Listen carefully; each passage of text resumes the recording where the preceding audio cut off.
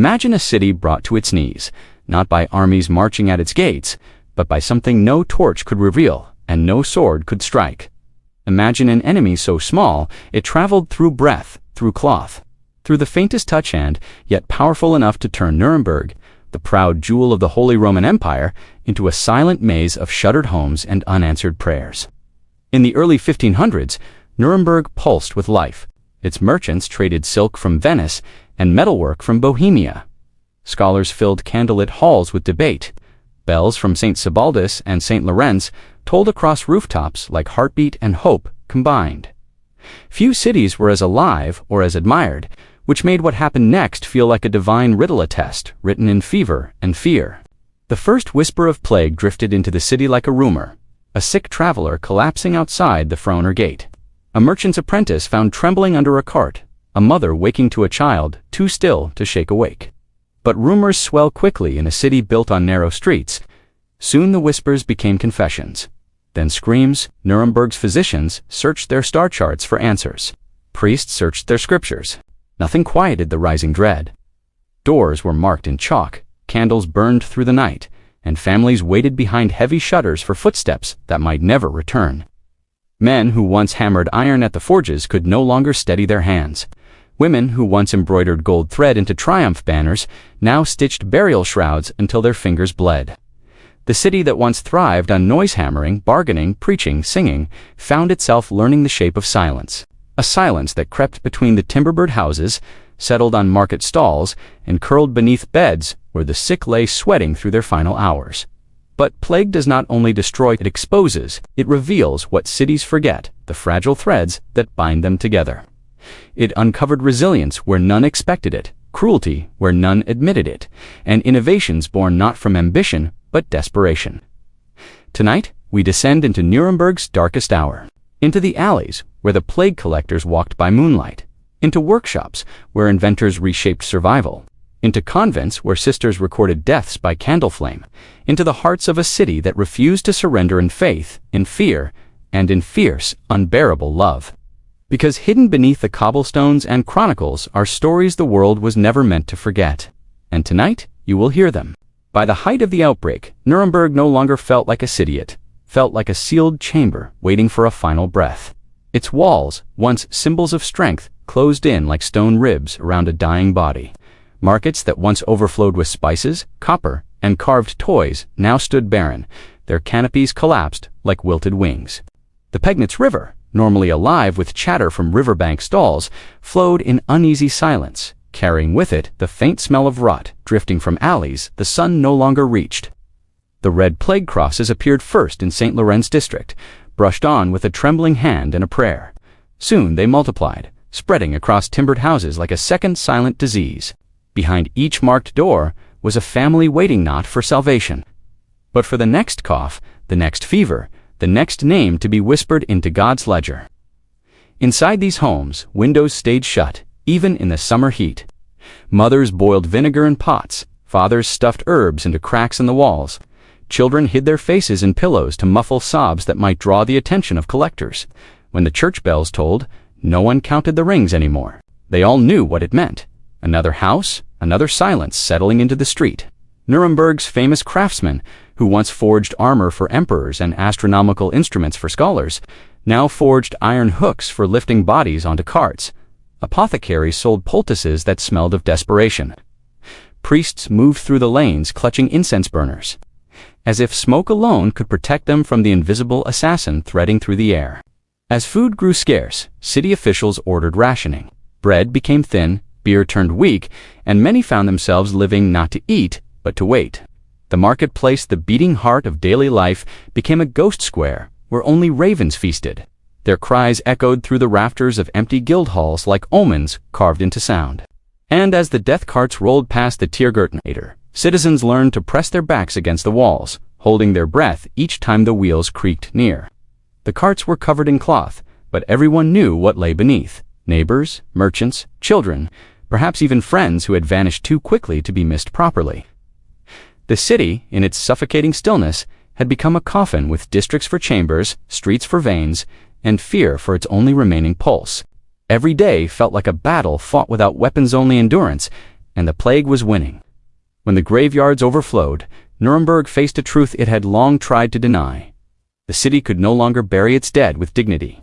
What began with hurried funerals soon turned into chaos. Church sextons collapsed from exhaustion, gravediggers fled their posts, and the ground behind St. Johannes and St. Rochus swelled with more bodies than the soil could properly receive. The council convened in fear, their voices cracking beneath vaulted ceilings. They issued an order seldom spoken aloud, even in wartime up in the pits. These were not graves, they were trenches carved into the earth with a brutality that reflected the urgency of the hour. Deep, wide, and merciless, they would hold the city's dead in numbers no chronicler dared estimate. The men hired to dig worked at night, their lanterns swaying like floating embers between the apple orchards and the city walls. Their shovels pierced the soil with dull thumps, each strike a reminder of what waited beneath the day's silence. They wrapped cloth around their faces, but the smell rose anyway. A sour blend of decay, sweat, and fear. Many refused to speak. Others prayed under their breath, asking forgiveness for the task they performed. When the first trench reached its intended depth, the bellman signaled the death carts approached, covered with tarps that hid the shape of limbs beneath. The collectors stepped down, lifted bodies by their wrists or ankles, and swung them into the pit with motions that grew less human as the nights wore on. Some bodies were wrapped in sheets, others came in nothing but their final skin. There was no time for ceremony. Yet even in desperation, small acts of humanity survived. One digger placed a child near the edge so she would not be crushed under the weight of adults. Another paused when he found a woman holding a rosary in both hands, positioning her so the beads would remain with her. These gestures were never recorded, but the earth remembers what witnesses forget. As the pits filled, the workers sprinkled lime to hasten decay and mask the smell. Clouds of it drifted upward, ghostly in the moonlight, settling on their shoulders like pale dust. Each night, the trenches grew heavier, and each morning the city above pretended not to hear the muffled settling of bodies as gravity made room for more. Rumors spread quickly. Some claimed the pit's breath that the ground expanded and contracted as if the dead resisted confinement. Children whispered that they heard knocking beneath their feet. Women refused to walk near the fields where lanterns glowed at odd hours. Even the watchmen circled these areas wide, convinced the plague lingered longest over the soil that fed most deeply on sorrow. By the time the last trench was sealed, Nuremberg had lost more than its dead. It had lost the illusion that suffering could be contained, that walls could protect, or that distance could save. In the dark hours, the pits were not just holes in the earth, they were mirrors reflecting everything the city feared becoming. Though Nuremberg was a free imperial city, its fate was never entirely separate from the courts and palaces that watched it from afar. When news of the plague seeped upward into noble circles, panic spread almost as quickly as infection. Carriages clattered out of city gates under moonlight, carrying families whose titles could not shield them from breath, fever, or fate.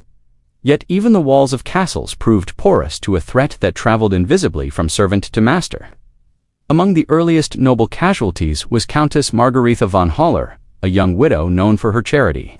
Her household fell sick one by one, first a maid, then the steward, then the countess herself.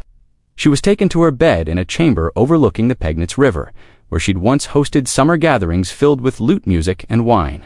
Within days, her beauty faded into the gray mask of plague's cruelty. Fearing scandal and contagion, her distant relatives ordered a secret burial. But secrecy was no armor. Her sealed coffin joined the same procession as tradesmen and tanners, destined for a trench beyond the city gates. Her signet ring, found centuries later in a mass grave near St. Johannes, confirmed what the chroniclers only whispered. Other stories emerged from the shadows. A royal messenger was found slumped beside his horse at the Frauenter Gate, clutching documents from the imperial court. His body, swollen and blotched, was tossed into a pit before the seal on his letters could be broken. One parchment, recovered later by archivists, carried orders for quarantine measures. Grim irony delivered too late to save him.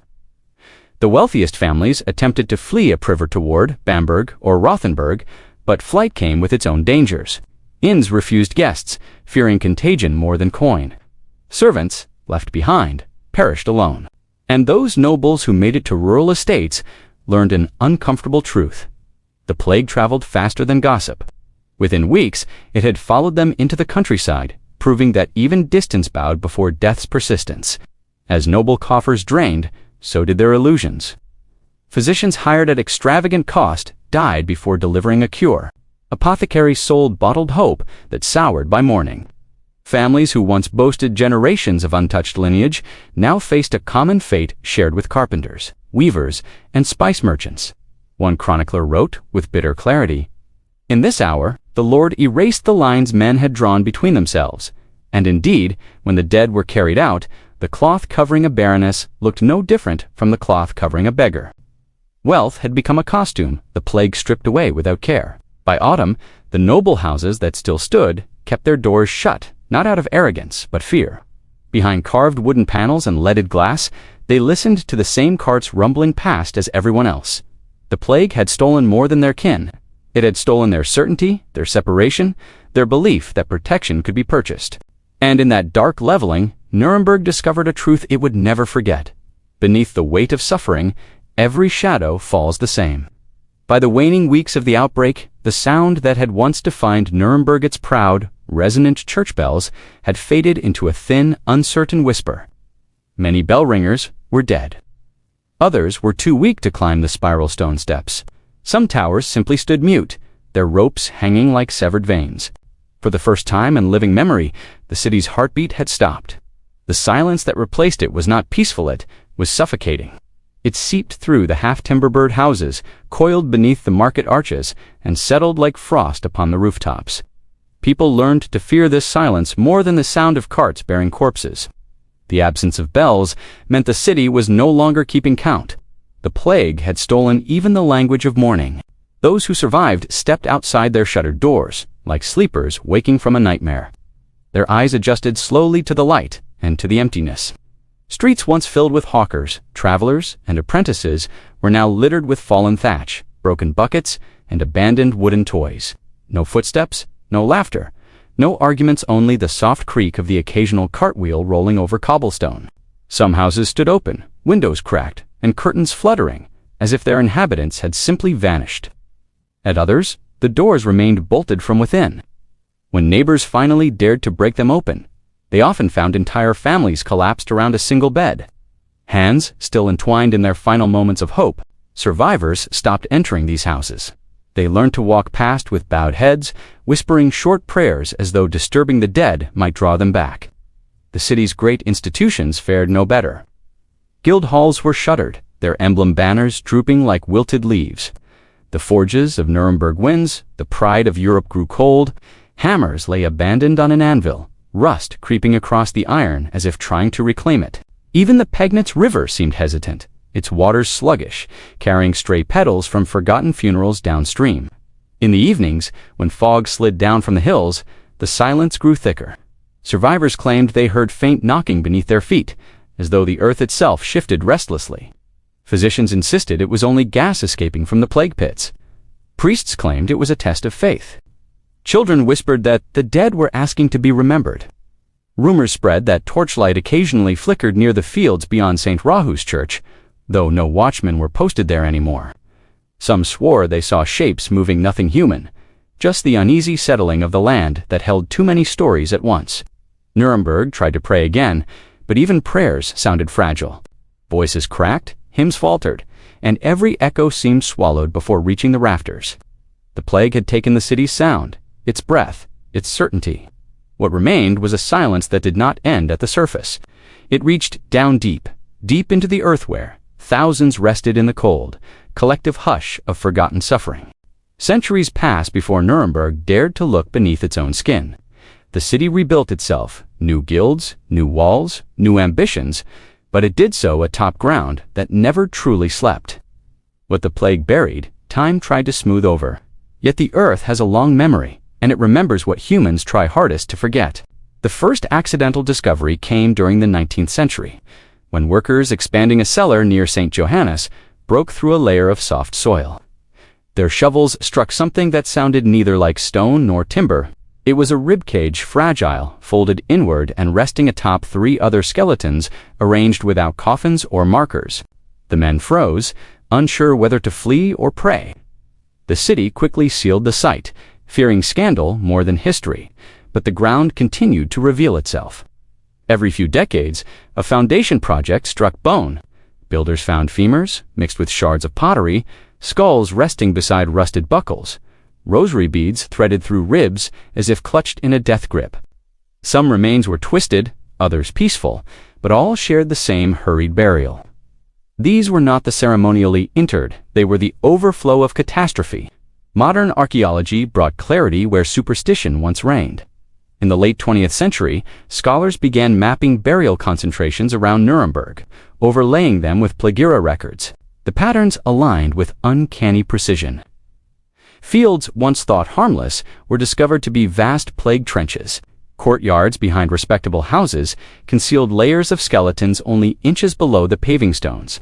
One excavation behind an old tannery produced over 100 bodies in a single morning.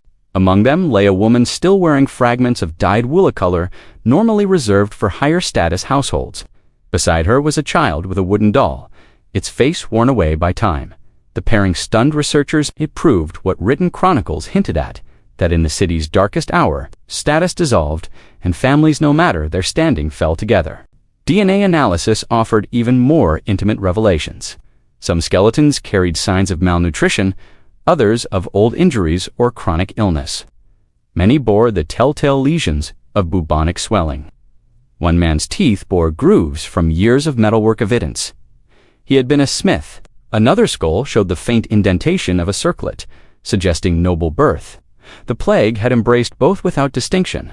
Archaeologists worked slowly, reverently. They brushed dirt from eye sockets as if waking them gently, took samples from molars that had held stories locked for centuries, and catalogued each bone with the respect owed to those who died forgotten. In the quiet of the trenches, modern researchers felt the weight of the past pressing upward. And as they uncovered row after row of intertwined remains, a startling truth crystallized. The plague had not only killed a city, it had woven its people together, binding rich and poor into a single tapestry of suffering. Beneath Nuremberg's modern streets lay a democracy written in bone. A democracy the city never chose, but one it could no longer ignore. Today, visitors wander through Nuremberg with cameras and guidebooks, admiring its restored squares, the Gothic arches of St. Sebaldus, the half-timbered charm of the Wiggerbergasse. They marvel at a city reborn clean, ordered, and alive. Few imagine that beneath their footsteps lies a palimpsest of horror, written not in ink, but in bone. The ground they tread is not merely soil. It is memory compressed, silent, and waiting. Modern maps show streets and tram lines. Older maps would show pits, deep trenches dug in desperation, filled in haste, and forgotten in convenience. The city that now resonates with festival music once held its breath under a curtain of dread thick enough to smother song itself. And if the earth beneath Nuremberg could speak, it would whisper truths the living are not always willing to hear. Because beneath every cobblestone lies the lesson the plague tried to teach, that suffering is the great equalizer. The trenches did not care for lineage, guild, or coin. They did not keep separate the hands that forged armor from the hands that signed decrees. They gathered all merchants, nuns, children, nobles into the same cold embrace. No hierarchy survived the lime. Archaeologists, handling each fragment with a reverence the original gravediggers never had time to give. Notice something remarkable. The bodies had settled into one another, forming shapes that suggested protection rather than chaos. Some skeletons lay with arms curved around smaller figures. Others were stacked in gentle slopes, as though even in death the city had leaned together out of habit. Neighbors, still neighbors, families, still families, humanity, still humanity. It's tempting to believe these stories belong to a distant, unreachable past. But the air that once carried plague still circulates above the same streets. The homes rebuilt on ashes still stand where despair once reigned. The people who live here now breathe because ancestors suffered before them. Because someone endured a night colder than any winter, a fever hotter than any summer, a fear deeper than any war. At dusk, when the fading sun splashes gold across the castle walls, look closely at the shadows stretching across the cobblestones. They fall evenly noble and common, friend and stranger, emperor and apprentice, just as the plague intended. Just as history rarely admits, Nuremberg's darkest hour was not defined by how many died, but by what their deaths revealed. that the lines we draw between ourselves are illusions that crumble under the weight of crisis. When stripped of titles and wealth, every heart beats the same, and every heart breaks the same. If this story followed you into the dark tonight, let it stay. Leave a thought for the unnamed thousands whose silence built the city you now walk in. And if you choose to journey with us again, subscribe and step deeper into the labyrinth of forgotten truths, because some truths deserve to be remembered, no matter how much they hurt.